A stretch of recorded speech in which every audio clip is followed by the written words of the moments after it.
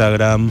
Y vamos a hablar de un tema que preocupa a muchos padres porque lo que comen los chicos, muchas veces en los colegios hablamos, no es lo mejor. Deja mucho que desear. Estás hablando de las viandas, por ejemplo. Sí, o de el servicio de comedor, ¿no?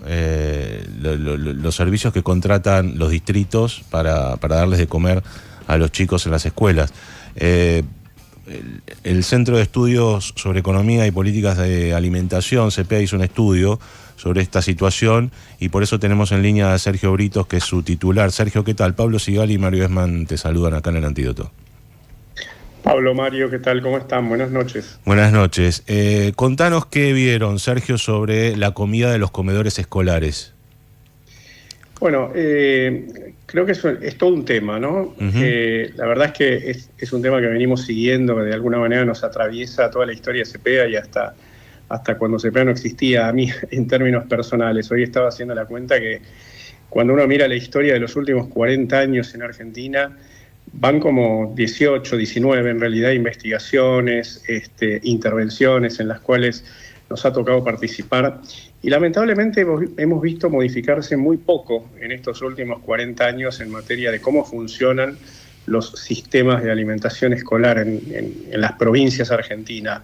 Vos lo dijiste bien, Argentina no tiene un programa de alimentación escolar con una fuerte rectoría federal, nacional, sino más bien 24 programas distintos de comedores escolares, de desayunos escolares, cada uno de los cuales se rige por normativas muy diferentes, muy heterogéneas. Cuando uno habla de la alimentación escolar, yo creo que hay como 3 o 4 planos en los cuales pararnos para el análisis. Por un lado, la gestión propiamente dicha de la alimentación en las escuelas. Esto tiene que ver con los sistemas de compras, con la logística, la infraestructura que existe o no existe y qué grado de adecuación tiene en las escuelas. Es decir, toda la gestión del servicio propiamente dicha. Por otra parte, los contenidos nutricionales y alimentarios, que probablemente son el núcleo, el corazón del programa, vale decir, cuáles son las metas nutricionales para las cuales se diseñan diferentes tipos de menúes y de ofertas. En tercer lugar, o en tercer plano, digo, todo lo que tiene que ver con la capacitación, con la profesionalidad del personal que trabaja en relación con la alimentación escolar. Esto es las personas que cocinan o las personas que cuidan a los niños en el momento de comer.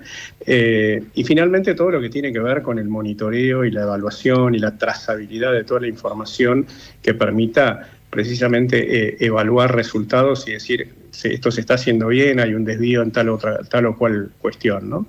Y la verdad es que Argentina tiene en esos 4 planos una muy amplia heterogeneidad, coherente con lo que decía antes, ¿no? Son 24 realidades muy distintas la una de la otra. Mayormente el sistema de gestión de la alimentación escolar en Argentina sigue un modelo que se denomina descentralizado, vale decir, por supuesto que hay algunas excepciones, hay provincias que hacen o que tienen otros sistemas, pero en la generalidad de los casos el director, la directora de la escuela termina siendo la persona que recibe fondos mensualmente o con la frecuencia que se determine y debe salir a buscar a la carnicería, a la verdulería, al almacén, al chino, al supermercado. Perdón, Sergio, te interrumpo ahí un segundo. La comida que recibe una escuela pública, ¿no es un servicio, digamos, licitado, centralizado, que manda a todas las escuelas la misma comida? No. Así tal como vos lo decís, un sistema centralizado y tercerizado, digamos que son excepciones. Lo hay quizá en la ciudad de Buenos Aires, lo está viendo o se está produciendo un cambio en este momento en la provincia de Entre Ríos en ese sentido. Y hay algunas otras particularidades en algunas provincias, en algunos lugares de Córdoba, por ejemplo, también funciona así. Pero en la generalidad de los casos, como te decía, los fondos van directamente a las escuelas. Claro. En algunos lugares se centralizan algunas cosas, o el pan o la carne, etcétera. Pero después cada director tiene que poner su coche o el coche de una maestra, un maestro, llevar los alimentos a la escuela. esto hace que la variabilidad en lo que comen los chicos en las escuelas sea amplísima, y esto creo que no puede suceder, digamos. Creo que no es necesario que todos los chicos coman exactamente la misma milanesa con la misma ensalada todos los días, pero sí es absolutamente indispensable que la calidad de lo que comen sea similar, equivalente en todas las escuelas. Hay en el país unas 25.000 escuelas y unos 5 millones aproximadamente de niños que todos los días comen algo en la escuela, ¿no? Ustedes analizaron los costos también de lo que sale un menú. Estaba, si mal no recuerdo, más o menos en la ciudad de Buenos Aires, un almuerzo está valuado en 1.400 pesos, ¿puede ser? Algo así, un poquito más. Un poco más. Digamos que valores de julio, que es el último dato que tenemos en CPA, nos dan aproximadamente unos 1.600 pesos, contando solamente alimentos, ¿no? Para un almuerzo, y aproximadamente 1.000 pesos promedio, un poquitito menos o un poquitito más, dependiendo de si el desayuno tiene o no tiene fruta como valor de un desayuno. Digamos que entre 900 y 1.100 pesos un buen desayuno, 1.600 pesos un almuerzo saludable, reitero, hablando solamente de los costos de alimentos, porque esos alimentos hay que comprarlos, hay que transportarlos, hay que distribuirlos, hay que manipularlos. Es decir, pero vos decís que eso es lo necesario, ¿o eso es lo que sucede? No, eso es lo necesario. Lo que sucede tiene, vuelvo a reiterar, mucha variabilidad. Pero en la ciudad de Buenos Aires, ¿ustedes analizaron el costo de un menú escolar en una escuela pública? En la ciudad de Buenos Aires en particular no tenemos en este momento el dato. En provincia de Buenos Aires, por ejemplo, la prestación de almuerzo está en unos 1.400 y algo de pesos, y la prestación de desayuno está en 750 pesos. Pero vuelvo a reiterar... Está por abajo del valor ese ideal, supuestamente ideal, que ustedes fijan. Está por abajo, y por otra parte, vuelvo a reiterar, cuando uno empieza a contabilizar o pone la estructura de costos que tiene cualquier servicio alimentario, obviamente ahí los costos son mayores que esos 1.600 o 1.100 pesos que te decía antes, ¿no? ¿Ustedes pudieran hacer un ranking nutricional de los distritos que están mejor, con mejores sistemas de alimentación? Los chicos mejor alimentados. Sí.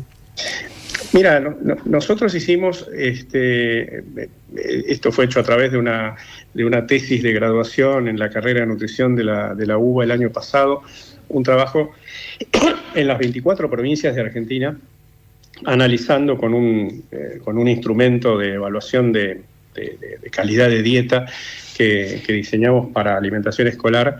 Analizamos la oferta, no el consumo, sino la oferta, vale decir, las planificaciones alimentarias de las 24 provincias, que distan muchas veces de lo que verdaderamente comen los chicos en las escuelas, y sinceramente tendría que ir a buscar el archivo para poder establecerte el ranking, que no lo tengo en la cabeza, pero la verdad es que lo que nos encontramos es que hay una generalidad de provincias que, si uno simplifica la categorización en calidad de oferta buena, media o baja, se encuentran en una calificación entre media y media baja. Y eso es la oferta, reitero, cuando uno va a mirar, que eso lo tenemos en algunas investigaciones que hemos realizado, lo que efectivamente comen los chicos en las escuelas, ahí encontramos una brecha en la calidad de los menúes, que es importante, por supuesto. Bueno, el diagnóstico ustedes lo tienen. Si tuvieras que marcar algunos puntos para poder ir en una mejora de esta situación, de este escenario, ¿por dónde se podría avanzar, crees? Yo creo que hay que... me parece que una de las cosas que más requiere el sistema de alimentación escolar es transparentar la realidad del funcionamiento de las escuelas, porque digo, con esto de transparentar me refiero, por ejemplo, a situaciones en las cuales muchas veces las escuelas inflan la matrícula de los chicos que necesitan comer en las escuelas con el único propósito de recibir un presupuesto mayor. Entonces, a partir de ahí en adelante, creo que el sistema tiene muy poca transparencia y trazabilidad. Creo que, por un lado, es importante lo que ya señalábamos al principio, es decir, pensar en alguna forma de centralización de los procesos decisorios que tienen que ver con los sistemas de compra, con la logística, definir metas nutricionales. Esto que verdaderamente parece algo primario, es algo que no necesariamente existe en forma apropiada, en forma adecuada, en muchas provincias de Argentina. Me refiero a las metas nutricionales. Pensemos que el programa de alimentación escolar, de alguna manera, fue diseñado hace muchas décadas en Argentina bajo un paradigma desde el punto de vista nutricional muy distinto al actual. Es decir, el programa se origina con el paradigma de hay que dar algo de comer porque hay mucha desnutrición.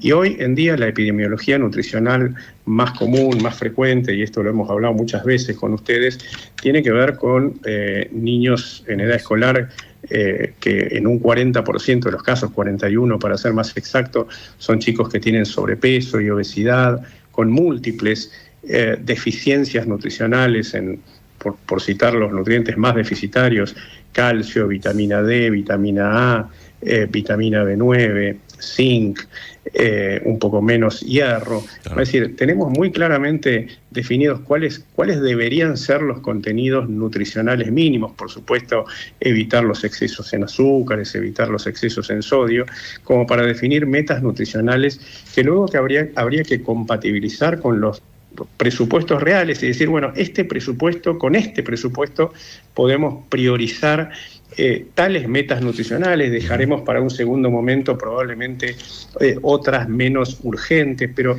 planificar cuáles debieran ser los contenidos nutricionales mínimos que homogéneamente todas las escuelas de cada provincia y el conjunto de provincias de Argentina debieran asegurar a sus escolares. Bien. Luego, por supuesto, mucha capacitación al personal que cocina, mucha educación alimentaria, porque la escuela claramente es un lugar en donde se forman y consolidan hábitos alimentarios, y todo esto con un sistema muy trazable, con datos que circulen y que permitan justamente realizar en los momentos oportunos los cambios necesarios para optimizar y hacer más eficiente y eficaz el gasto o el presupuesto que se destina a este capítulo. Perfecto. Bueno, Sergio, te agradecemos mucho la nota. Bueno, muchas gracias a ustedes. Que tengas buenas noches.